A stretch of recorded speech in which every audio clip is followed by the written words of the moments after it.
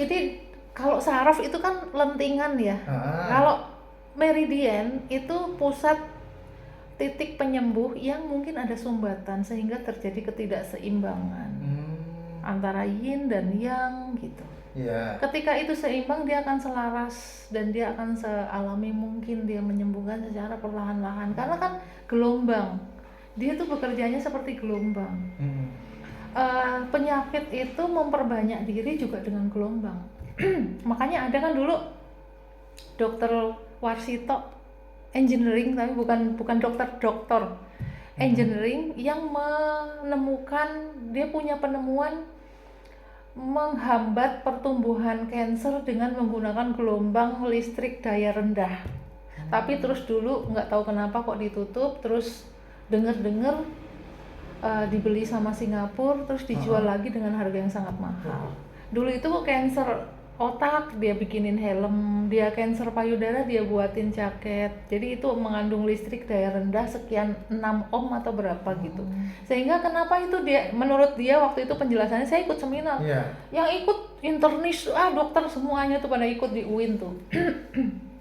Mengapa kanker itu bisa berkembang? Karena dia bertemu dan memperbanyak diri. Kata dia begitu. Nah, kita cegah dia bertemu, maka dia akan mati. Gitu. Dan nanti bentuk matinya itu karena tergantung keparahan. Kalau dia sudah besar, dia akan seperti kayu tua yang sudah tidak ada energinya itu. Nah, itu kita tinggal ngambil atau mungkin tubuh akan menyerap sendiri. Kayak gitu tergantung keparahannya. Dan dulu terjangkau banget tuh harganya. Terapinya itu, Bu? Iya, dibuatkan bajunya atau apanya itu terjangkau sekali. Kayak gitu, tapi entah kenapa. Itu menurut dari sisi mekanik, gitu, dari sisi orang mekanik.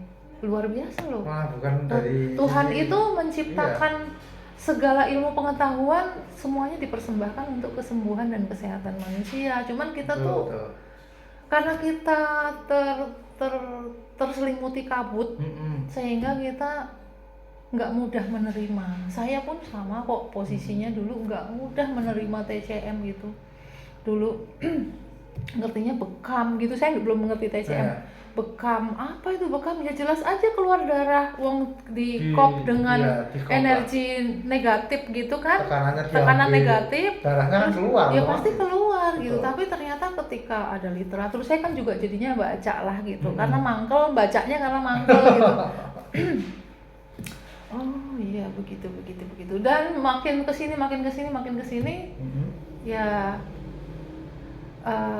jadi belajar semuanya gitu. Dan itu judul besarnya adalah Traditional Chinese Medicine. Jadi Traditional Chinese Medicine itu ilmu kedokteran timur, yang mana untuk menjadi dokter itu tidak pakai miliaran. Asal kita mau, kita antusias, kita belajar, kita punya pasiennya sembuh. Sebenarnya urusan simple. Urusan simple, enggak. Aduh. Terus di dalam TCM itu rangkaiannya adalah ibarat batang pohon gitu. Cabang-cabangnya itu yang perlu kita rangkul untuk belajar adalah, yang perlu kita pelajari itu yaitu akupuntur, bekam, akupresur, moksabusi, kemudian herbanya. Jadi itu integrasi kelima itu. Jadi saling ini ya, Bu ya. Benar-benar saling satu jalur lah ya. Harus dipelajari ya. Dan keyakinan pasien tersebut serta effort pasien tersebut. Karena senengnya itu wes lah pokoknya terima beres, enggak kayak gitu. Hidup padahal butuh effort. Kecemasan, kegelisahan, kesedihan, hal-hal yang negatif itu 50% menarik penyakit. Sebaliknya ketenangan, kebahagiaan, kestabilan itu separuh penyembuh. Gitu. Kenapa? Kalau tadi dalam ilmu mekanik gitu kan, kanker itu bertumbuh. Tapi kalau dalam ilmu TCM itu adalah di dalam sel itu yang isinya oksigen, protein, antibodi. itu udah satu kesatuan yang saling membutuhkan. Tapi sayangnya protein kadang-kadang kurang berenergi atau oksigen kurang berenergi gitu loh. Misalnya kita mager, Ya. jarang bergerak, Ya, itu olahraga, biasanya ya, oksigennya tidak terlatih. Olah nafas paling bagus itu melatih oksigen supaya berenergi. Protein yang harusnya dia itu penentu sifat. Kekurangan protein bisa berubah sifat kita. Proteinnya nggak ada kekuatan untuk memelihara itu semua. Kemudian kayak contohnya oksigen itu dalam 24 jam pasti ada.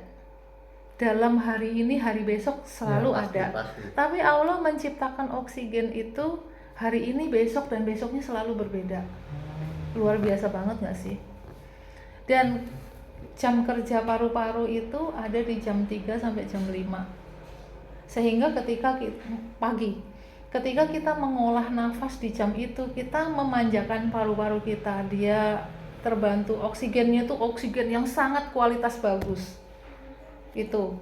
Kemudian ketika di luar jam itu dan kita mengolah nafas, kita pun memanjakan paru-paru untuk optimal. Paru-parunya optimal. Tapi kalau ini paru-parunya mendapatkan extraordinary. Betul. Extraordinary kayak gitu.